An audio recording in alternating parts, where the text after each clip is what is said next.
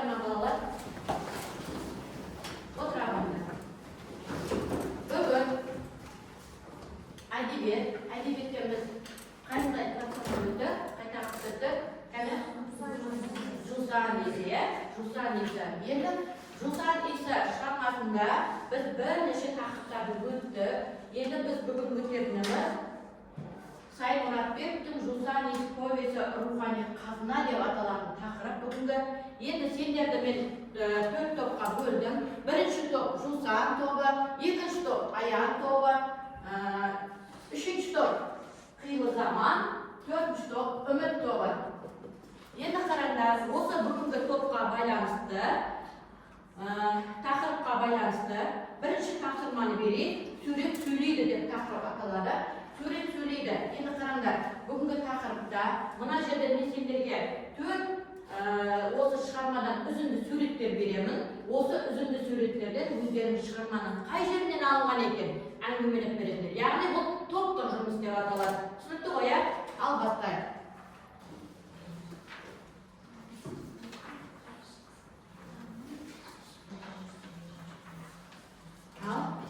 Уақыт кетті. Дайындаламыз. Қай жер екен? Әңгімелеп беріңдер. Топ бол.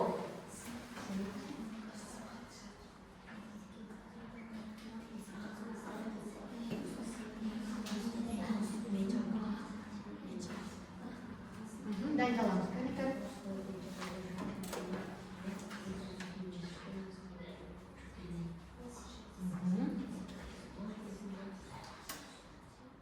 Аттарын білеміз ғой, ә?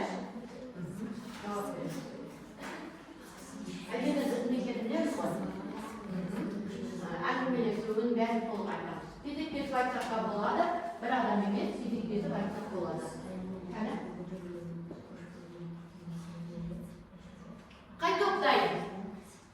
Кәне? 4 топтан. Қай топтайын екен? Бастайық. Білеміз ба? Тездетейік. Ал, кәні Қилы заман тобы. Үшінші топ екен. Ал. Бұл жерде имамжанның сабағында екі әріптен ережесі жатыр. Ал бұл жерде аян мисалды әріптен ережесі көргенде қасындағы дұрысына салиққа айысына. Иә. Енді бұл жерде мына жерде кімдер отыр? Аян. Иә. Және?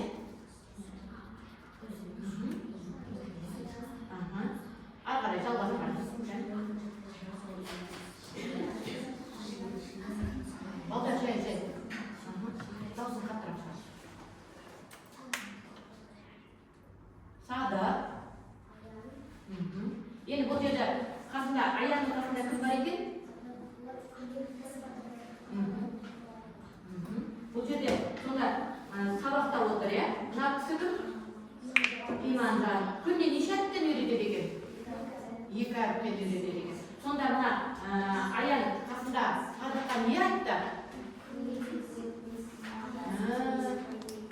Күнде көбірек әріптен үйретсеге. Неге асықты Аян бұл жерде? Иә, ағасы, яғни әкесіне хат жазуға асықты, иә? Міне сол кезде бұл жерде Аянның сөзі. Не деп жаздық енді мына жерде не жазыңдар?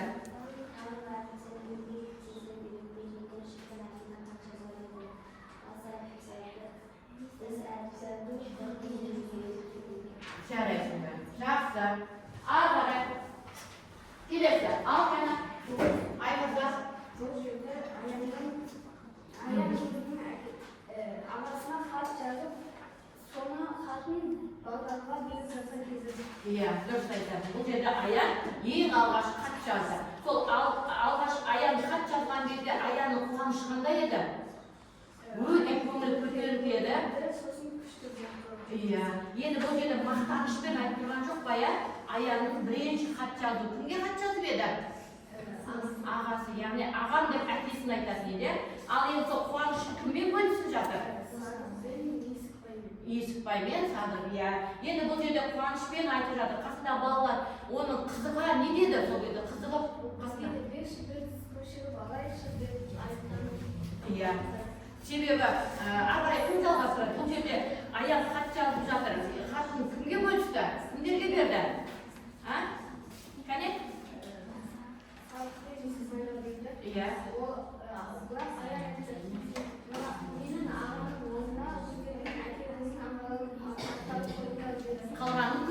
beradi. Jaraysiz. Jaraysiz. Ana qarang, kelesa kimdir? Qani, Rusar bobor. Bu suratda 1902 yili aylar ayar jaysini ish ko'rmay sog'inmasini o'zicha qo'shib kelgan. Iya. Bu ish ko'rmay sog'inlar bir qo'shib davomladi. Iya. Bir qanday qo'shiq ya? Ayarning ajrashining bu yerga kelganini sebebi bu yerda ayarning ajrasini do'stlari turardi edi. Ulardan qaysi qo'llardan ayarlar so'ng meni do'stlar qaraydi deb ularga Endi bu yerda mana ayar ajrasining sol avulga 1942 yili ko'chib kelgan vaqt ekan. Durust aytasiz. Sol yerda ayarda bolalar, mana bolalar kimlar edi? Mana yerda 3 bola bo'ldi. Eskibay, Sadiq, Qasim. Iya, mana o'sha bolalar qalay kutib oladi ekan? Hozir so'na kelesa topshirmada bunday qara. Бұл жерде Садық, Ескібай, Қасым үстелі лай болып, соғыс мойын ататады. Иә. Сол кезде аян келіп қалып, сендердің функцияларың бар ғой, иә, ішіп кетіңдер ғой, деп сұрап қойып танысып жатыр. Дұрыс. Енді бұл жерде ең алғашқы танысқан кезде аянды қалай күтіп алады сонда? Аянды қалай сөйлетпейді балалар? Аянды кекілігімен, таза киімімен, ол папасына салып. Көйлегі аппақ дейді. Балалардың киімі қандай сол кезде? Балалардың киімі лай, топыраққа әбден алғаған ала қызық. Иә, үстінде қандай киім кигенінде көрінбейді дейді, бәрі май топырақ дейді. Міне сол кезде мезгіл қай уақыт еді? Қай мезгіл еді? Жаз мезгілі еді. Сол кезде балалар соғыс ойын ойнап жүргенде, сол ауылдың үлкен кісілері осылардың ойынына неге қатысып болды? Соғысты шақырып жатыр, сыйлатып қуып жібереді. Қуып жібереді. Олар бәрібір де сол қайтадан сол ойын жалғастырып жатады екен. Міне сол кезде аяның ең алғашқы сол ауылға келген кезде. Жарайсыңдар. Келесі тапсырма. Сендердің қаншалықты осы тапсырманы оқығандарыңды байқау үшін мен сендерге конверттегі сұрақтар деп аталатын тапсырмаға мен жұптық жұмыс беремін. Осы жұптық жұмыста жұптасып маған сұраққа жауап береміз. Кәне дайындаламыз. Мінекей. Ал бастаймыз. Кәнекей. Екеуі біреу болмайды. Екеуі.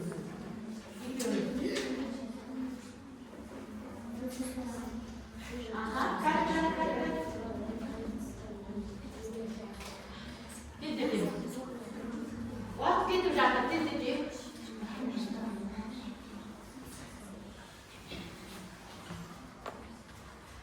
Кім дайын? Дайын болса, қай көп болса да бастай білейік. Кәне? Дайын ба? Ал кәне. Үміт болып бастайын деп отыр. Кәне тынышталады. Сайын Мұратбеков қандай атақтармен марапаттарға ие болды? Жазушы Сайын Мұратбеков тәуелсіз тарлар сыйлығының лауреаты, құрмет белгісі орденінің иегері, Қарабек атындағы әдеби сыйлығының иегері, Қазақстан Республикасының еңбек сыйлығының лауреаты. Тамаша. Келесі. Кәне жұбыл кім? Екінші жұп. Кім жауап береді? Кім жауап береді? Кәне тездетеміз. Кім жауап береді? Жұбымыз бар ма? Кәне бастайық. Тақырып қандай? Жусан деген қандай өсімдік дейді. Ал, жазып қоя. Ал, кәне оқиға. Ал, қаттырақ.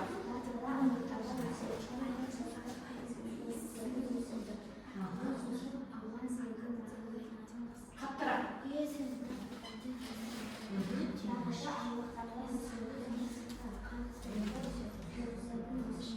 Иә. Бұл барлық жерде өсе беретін өсімдік екен. Иісі қандай, хош иісті. Иә, бұрын өсімдік осы жусан иісі видеода көрсетілген еді. Жусан иісі бұрын қандай болған екен бойы, ұзындығы? Қандай болыпты? Иә, жарым метрге дейін барған екен. Ал қазіргі заманда ол бойы өспей қалды, аласа болып қалды дейді. Иісі хош иісті, одан бәрі дәрмектер жасалады екен. Отырағы, ары қарай, келесі тапсырма. Кәнекей бастауы ерлі. Қандай сұрақ?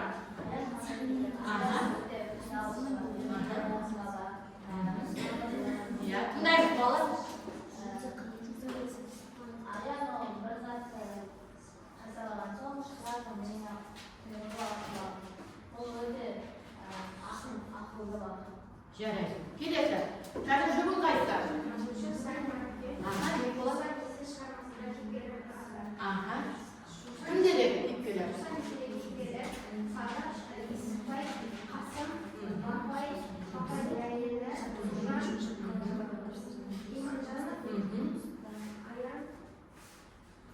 Иә. Бұл жерде жағымды, жағымсыз кейіпкерлерді бөлейікші. Жағымды кейіпкерлерге Аян, Қасым және Есікбай және кім?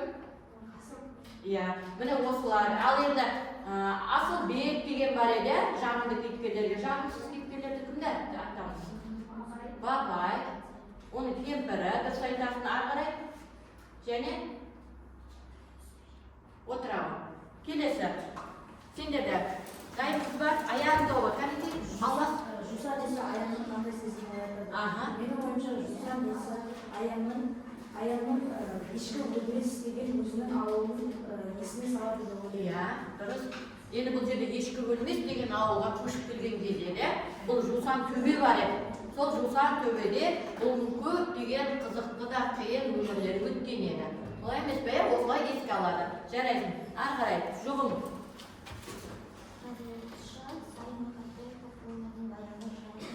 Аха, Сайын Мұратбек жайлы өмірбаян. Жаздық қой. Қаттырақ. 1960 жылда 2007 жылда дүниеге келді. Қапақ ауданында туған. Оның анасында туған. Менің қаңқасым деген атаумен тұңғыш әңгімелерін жинаған 1969 жылда оқырман болған. Жарайды. Бірнеше шығармалар бар, дұрыс айтасың. Ал енді ары қарай, енді суретке қарайықшы. Мына жерде жаңа өздерің айтқандай, қай жаққа келген кезде еді, 1942 жылы ешкі өлмес деген ауылға келген кезде еді. Ал мына жерде қандай сурет көріп тұрмыз? Кәне? Соғыс ойын ойнап жатқан, иә, қол көтеріп айтайық, қол көтеріп. Мына жерде соғыс ойын ойнап жатыр. Кімдер еді сол кезде соғыс ойын ойнап жатқан? Кәне, Ясина? Қасым, Мысықбай, Сағым. Міне осылардың соғыс ойын ойнап жатыр. Соғыс ойын қалай ойнайды екен? Соғыс ойын май топыраққа қағазбен орап бір-біріне атады. Иә, міне осылай май топырақты. Мына жерде шетте тұрған кім екен сол кезде? Аян екен, иә, келген келді. Ал енді мына жерде, мына суретке кім? Отырағы жарайсың. Мына жерде қандай сурет тұр мына жерде? Кім айтады? Мына жерде. Мына жерде сол Аянмен балалардың жаңа ойынды тоқтата салып, Аянмен танысып жатқан кезде емес пе? Міне. Ал ары қарай мына жерде де сол танысып, аттарын сұрап жатқан кезде, енді ары қарай. Мына жерде қандай сурет көріп тұрмыз? Қандай сурет көріп тұрмыз? Қали? Аян мен Есікбай төбеде жатқан жерде Есікбай оның басын жерге тығып ұрып атқан кезде Аян оның қолын қая жібергеннен кейін Аян Есікбай айтады, мен бір ақылды деп айтады. Иә, бұл жерде жаңағы шетке барып төбелесейік дейді, Аянды түрткілеп қоймаған екен, Аян оны шетке барып төбелесейік, бізді ешкім көрмесін дейді. Міне сол жерде төбелескен кезде, иә. Енді төбелес сендердің араларында да бола ма төбелес? Негізі бұл төбелес деген қазіргі заманда да жақсы қасиет па сол? Жоқ, иә. Негізі дос болып, төбелеспей, дұрыс мәнмен шешкен дұрыс екен, иә. Ал мына жерде не көріп тұрмыз? Кәні? Бұл жерде Аян өзінің бірінші хатын балаларға Құлағына айтып тұрған кезде, дұрыс айтасың, өте тамаша. Ал мына жерде қандай сурет тұр? Кәні, Нұрай? Бұл жерде Аян ағасына хат жазып тұрған еді. Ол әжесіне айтып, әжесі оған мынандай жайларды жазуға жақсы болады деп хат жазып жатқан еді. Иә, дұрыс айтасың. Отырамын. Хат жазып жатқан. Мына жерде қандай сурет тұр? Мына жерде кәні кім айтады? Қандай сурет тұр? Тездетеміз. Кәні, Мирасхан? бұл жерде Иманжанов деген ағай қаладан жағдайы жетпегеннен кейін бастауыш сыныпқа сабақ беремін деп көшіп келген кезде. Иә, зейнет жасына жеткен, үлкен кісі қаладан ауылға көшіп келді. Сол ауылдың аты қалай аталады еді? келген кезде сол балаларға не істеді? Иә, сол кезде балалар неше жастан неше жас аралығы еді? 7 мен 10 жас 10 жас аралығындағы балаларды жинап, сол кезде әріп үйретіп бастады. Ал мына жерде әріп үйретіп жатқан кезде, ал енді бұл жерде екі баланың сөйлесуі кімдер екен? Кәні айтыңыздар. бұл жерде аяқ мен есікбай сөз отырып өйткені аяқ айтады, неге ағай екі әріппен үйретеді, мен 5-6 әріппен үйренгім келеді тез деп айтады. Асығыстық жағдай, иә? Енді бұл жерде неге асығысты бұл жерде? Өйткені ол ағасына тез хат жазғысы келеді. Иә, хат жазуға қатты қызығады. Мына жерде не сурет көріп тұрмыз, кәні Нұрайым айтады. бұл жерде аяқ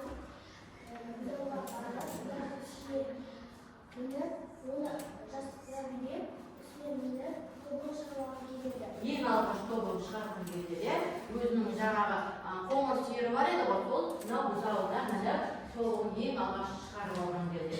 Мынау сол аяғын шығарып алған кезі екен. Ал енді мына жерге келейік. Мына қандай сурет көріп тұрмыз мына жерде? Кәмия сен айтамын. Алмасып айтамын, алмасып.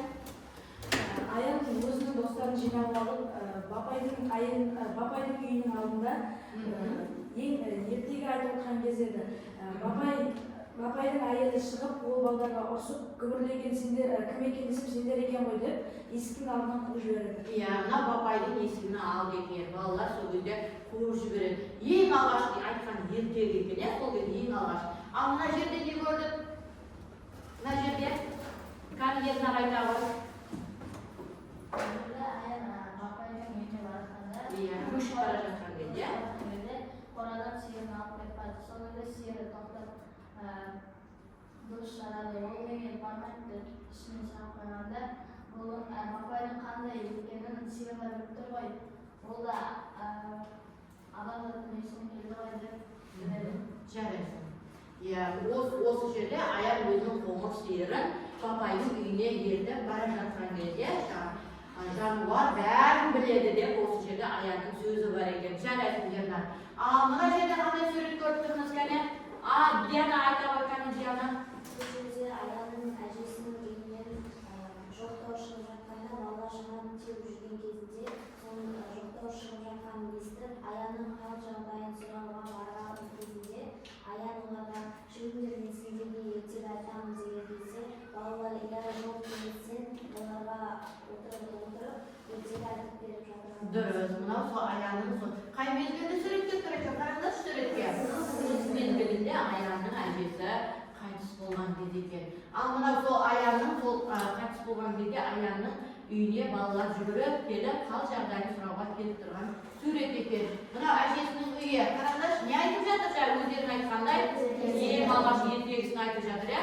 Үйінде жоқтау болып жатыр, әжесін жоқтап жылап жатыр, ағайын туыстары. Ал мына жерде аяқ үйінің сыртына келіп, сол жерде ең алғаш ертегін бастаған екен, иә? Мына жерде ше? Мына жерде кәні Ясина. Бұл жерде әжесінің үйінен жеріне келіп, топырағын жылы болсын әже деп кетіп қалады. Иә, жаңағы топырақ тастап жатқан кезінде қараңдаршы аяқ. Мынау әжесінің жатқан жері, әжесінің ертесіне жаңағы жерлегеннен кейін, иә? Жарайсың. Ары қарай мына жерде не көріп тұрмыз? Мына суретке келейік, кәні Нұрайым айта ғой. бұл жерде аян балаларға ертегі айтып беруі керек. Олар бапайдың кемпір оны қуып жүргеннен кейін, олар ат қораның үстіне барып, шөптердің үстінде ертегі айтып отырады. Шөптерді қалың қылып, жамылып отырады. Дұрыс. Міне аттың суреті тұр, ат қора екені көрініп тұр.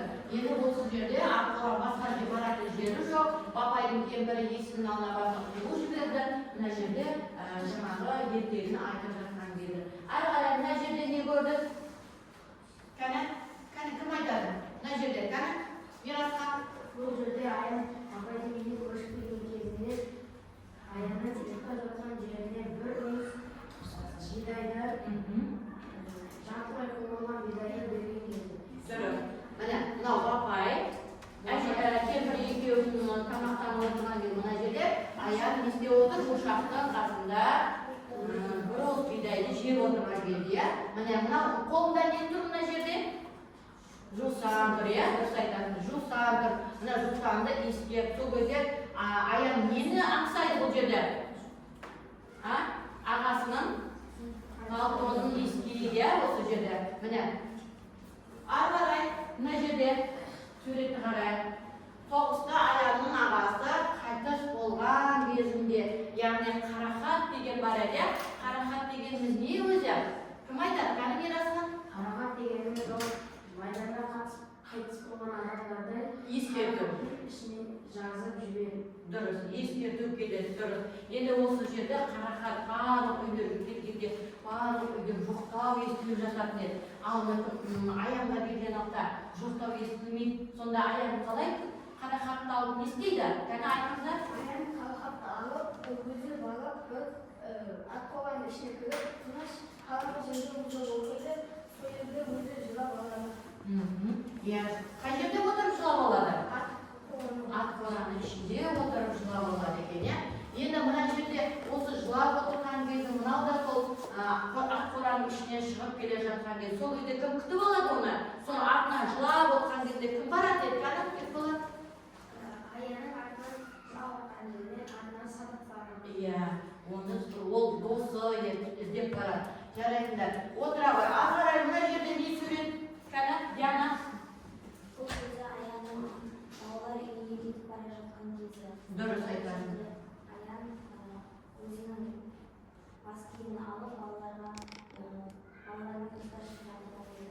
Дұрыс айтасың, балалармен қоштасып жатқан. Ал мынау кім? Мына бетінен сүйіп жатқан. Кім еді? Кәні, кім еді?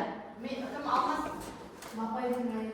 Бапайдың кемпірі бетінен сүйіп жатыр. Осы жерде Бапайдың сөзі бар еді. Кім айтады? Бапай мен кемпірдің сөзі бар еді. Кәні, Ясина? Бұл жерде Бапай ертең сенімді сатып ақшасын салып жібереді десе, Бапайдың кемпірі қарсы болып, сенің атаң айта береді, ертең өзің келгенде өзіңе салып жібереміз ғой, сиырды дейді. Иә, ертең сен жігіт болып келесің, осы өзіңмен сиырды өзіңе қайтарамыз дейді. Жарайсың. Енді осы жерде жаңа Бапай кемпірі екеуі шығарып қалады. Мына жерде мына бала кім еді? Кім еді? Бұл жердегі бала Садық. Иә, Садық еді. Садық бірнеше жаңа неге дейін шығарып қалады. Мына суретті қараңдаршы, иә? Жарты жолға дейін шығарып қалады. Кәні, ары қарай жалғастырайықшы. Сол кезде аян Садық екеуі жарты жолға шейін шығарып салып жатқан кезінде балалармен қоштасып жатқан кезде.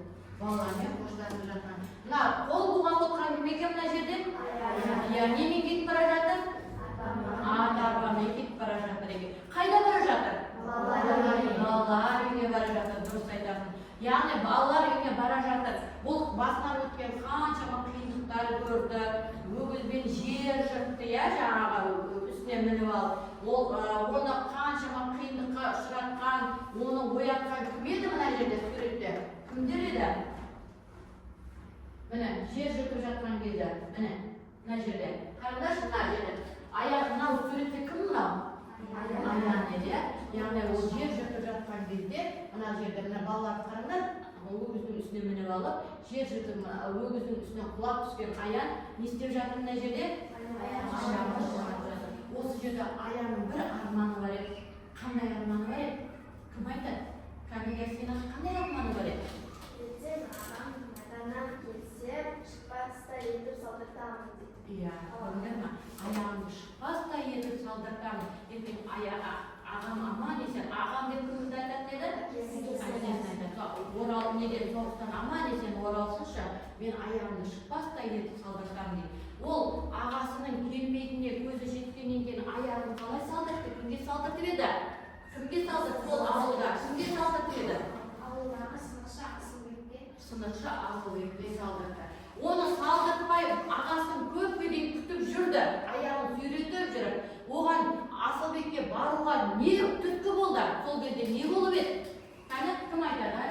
Ол кезде бүкіл бала футбол батыр еді. Аян мен де ойнай шегенде бір бала сен ойнамайсың, өйткені сен Асылбек ойнай алмайсың деді. Иә, міне сол балалардың сөзі ойынға қоспағанына қатты намыстанып ашуланып, жылап сөйтіп кімді ертіп алды қасына? Кім ертіп барып сол кезде? Иә, міне сол кезде ертіп барып, екеуі Асылбек. Асылбек сол кезде үйіне барған кезде Асылбек не істеп жатыр еді? istеп жатыр еді Асылбек. Қане, кім айтады? Ал кәне. Иә, қора жағында жүреді. Сөйтіп ол аяғын көргеннен кейін кімге бұйырады? Сен оған шыдайсың ба, қатты ауырады ғой. Иә, міне осылай айтады. Мен шыдаймын ғой, аға шыдаймын дейді. Себебі оның жанына батып баратын аяғымен қоса балалардың сөзі де бар еді. Міне сөйтіп Асылбек үйіне кемпірін шақырып алып, оған не бер дейді? Баланың жанын ашып, не сол кезде балаға қарап не дейді? Кемпіріне не айтады сол кезде? Қане, Диана? Тамақтерді астынан қалып өткен жайын сүрге жатқызған маяқ кетеді. Иә, қарны өте аш деп дұрыс айтасың. Қарны аш, қарны тойғыз дейді. Сөйтіп қарны тойғызғаннан кейін бұның аяғын саламыз, жаңағы байлайтын жіпті әкел, майды әкел дейді. Міне сол кезде сылап отырып аяғын салып береді екен. Ол қайтеді, амал жоқтығынан шыдайды, иә. Міне сөйтіп шыдап, осы жерде өзінің Асылбек деген ағасы салып береді екен. Сол ауылдың сынықшысы екен. Жарайсыңдар. Ал енді жеке сендерге бекіту жусады иісі кейіпкерлерге нені еске түсіреді екен? Кәне кім айтады? Кәне қорытындылап жіберейік. Кәне кім сұраққа жауап береді? Жусады иісі кейіпкерлерге нені еске түсіреді екен? Нені еске түсіреді екен? Кәне, Алмас. Жусар иісі кейіпкерлерге өзінің ешкі өлмес ауылын еске түсіреді. Ешкі өлмес ауылын еске түсіреді. Тағы да кім қосары бар? Кәне, Диана, отыра бар.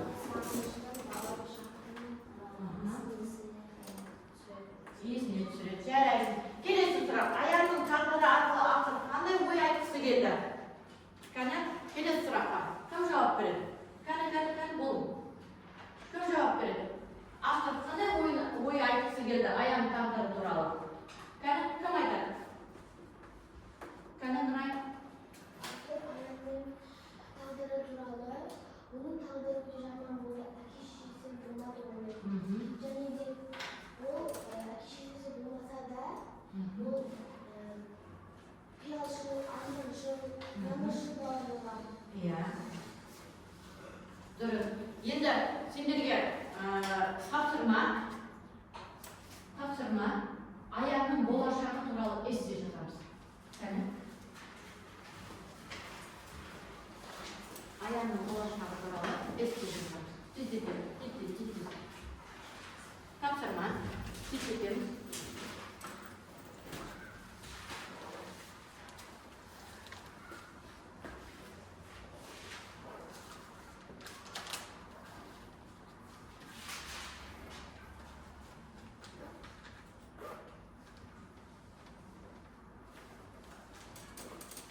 Қай топ болды екен? Ал бастай ол. Қаттырақ дауысын шығарамыз. Аяқ негізінде ақылға жүрек білімде екі аяқтың болады. Және де аяқ есейіп балалардың өмірі өзекке балалардың. Аяғының бойы өзіндік пен өмір таңын біледі. Ол жусар иісі арқылы туған жердің бейбіт өмірін еске алады. Менің ойымша аяғым ақын болып көрінеді. Өйткені ол өзге көп айтады. Сондықтан солай ойлаймын. Және де ол өзінің мақсатына жететін жетіп деген ойдамын. Жарайсың. Ары қарай тағы да кім жауды? Диана оқи ғой. Аяғының жусар иісі болған туған жердің ата-анасын еске салады. Аяғының ең үлкен арманы ұшқыш болу. Ол көк аспанды еркін самғап, елін қорғауды қалайды. Бұл арман оның батыл, қайсар екенін көрсетеді. Қиындыққа майымай, болашаққа сеніммен қарауды, аяғының жарқын болашағы бар екенін көрсетеді. Жарайсың. Ары қарай тағы да. Кәне. Тағы кім болды? Кәне, оқи ғой. Аяқ кезінде қайдан естелі сансақ өмірдің ұрықпайтын ызбарды. Ұзын иісі ағынан туған жерді еске салады. Жүрегі тыныс ақ өткен. Аяқ мейірімді ақылды көзінде ары арнайды. Тақсыны қосуға арнайды. Ұзақ иісі болған ағасын ағасын еске салады. Аяқ үстінде өз мақсатына жететін туады. Сол қиындық өсе де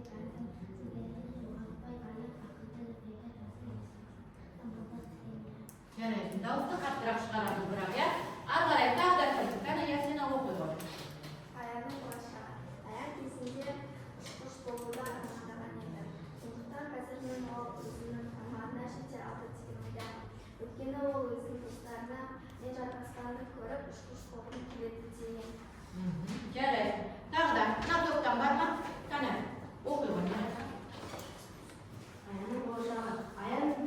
Аянның болашағы жарқын болады деп ойлаймын. Өйткені ол білімді, ақылды бала болды. Аян болашақта ұшқыш болады. Өйткені Аянның арманы ұшқыш болу қатты арман. Жарайды. Ал енді өте жақсы жауап бергендерге мен мынандай бағамен, медалмен бағалаймын. Маған жақсы жауап берді. Жақсы жауап берді, маған өте жақсы жауап берді. Ала ғой. Бекболат жақсы жауап берді. Ернар, мінекей. Мирасхан. Ал қане. Бұл жерде болашақ туралы өздерінің ойларын жақсы айтыңдар. Енді мына жерде бір суретке қараңдаршы. Қараңдаршы мына жерде. Мына жерде кімнің суретін көріп тұрмыз? Сайнұратбектің. Біз Сайнұратбектің Жусан иісі тақырыбын ең соңғы тақырыбын өтіп жатырмыз. Бұл жерде Жусан иісі. Қараңдар, Жусан иісіне тоқталдық. Жусан деген тақырып бұл жерде жаңағы барлық жерде Қазақстанның барлық жерде өсетін жусан туралы, сол жерде басты кейіпкер Аян туралы, Аянның тағдыры туралы әңгімеленді. Енді сол Аянның прототипі кім екен мына жерде? Суретті қараңдаршы. Өткен сабақта айтылды ғой, кім екен? Науқан Керімов. Сол кезде баян Аян деген жетім бала, әке-шешесі жоқ, бірақ ол басынан қандай қиыншылықтар өтті, ауыр күндерді басынан өткізді, бірақ сонда да сол қиындықтарға мойымай, сағынышпен, үмітпен өмір сүріп, ол ең соңында үлкен үмітіне жетеді екен. Мына жерде сол Аян, яғни Науқан Керімов кімнің? Сайнұратбектің бірге балалық кезінде бірге бала болып, бірге дос болып өмір сүрген, сол балалық шақта бірге дос болған екеуі, сол Аянның жаңағы Науқан Керімовтың сол кезде басынан өткен қиыншылығын атын өзгертіп Аян деп алған екен. Мына жерде Аян, яғни Науқан Керімов, мынау соның жұбайы. Қазір осы Науқан Керімовтың 8 бала шағасы бар, Алматы облысында өмір сүріп жатыр екен. Қандай тамаша. Міне сол Жусан иісі тақырыбында осы Науқан Керімовтің басынан өткен оқиғасы екен. Жарайсыңдар, бүгінгі сабаққа өте жақсы жауап бердіңдер. Сендерге мен мына кері байланысты тарқатайын. Кәне тарқатып жіберші, тоқтаршы. Тарқатып жібер. Кәне.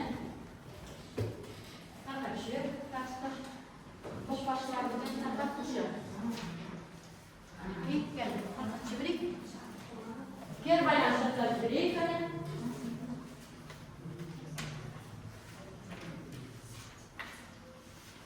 Кейінгі нені эсседен жазғандарыңыз үшін бағалаймын. Тақаша, Яна, Мирайым,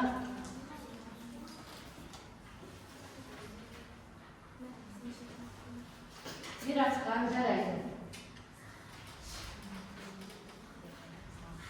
Кәнеттер байланысы жаздық ба? Жаздық, е? Қақтарында топ ашып жинап береді маған. Жинап береді.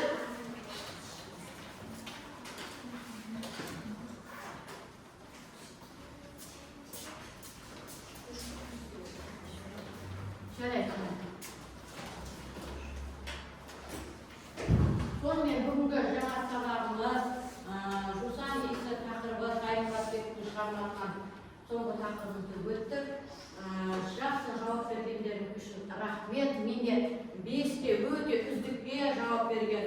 Мына жерде Зерде, Айнұрза, Нұрайым, Дианалар өте жақсы жауап берді. Мынаяқтан Аян тобына Ясина, Алмас жақсы жауап берді. Өте жақсы. Ернар жақсы, өте жақсы деген үздік, яғни 5 деген маған, жақсы деген 4 деген, Мирасхан өте жақсы жауап берді. Бағаларымды қойып берем, күнделіктерімді алдарына ашып отырыңдар, бағаларымды қойып берем. Бүгінгі сабақ бітті, қош сау болыңыздар.